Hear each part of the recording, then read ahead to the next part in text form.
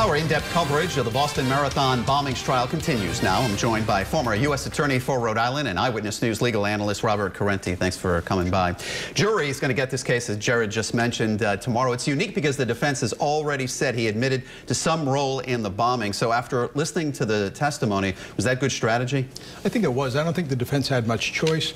But what we've seen so far is really a prelude to the arguments that they're going to make more fully in the penalty phase, assuming that he is convicted. All right, so 30 counts. How long is it going to take for the jury to reach a verdict? I don't think it's going to take all that long because although there are 30 counts, there is a great deal of overlap between and among the counts.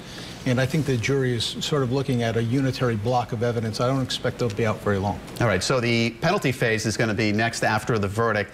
How different is that going to be with the deliberations? It's quite different because in two senses. First of all, the jury is focused on the single question of whether or not to impose the death penalty, but it's also a much broader focus because they're considering the aggravating and mitigating factors in addition to the facts brought out in the original phase of the trial as well.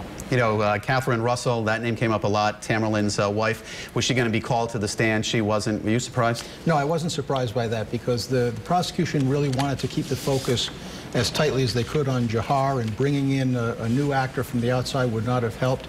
And she really didn't have much to add for the defense either. So I was not surprised that we didn't see her in this phase. Okay. Eyewitness News legal analyst Robert Corrente. Thank you very much, Robert.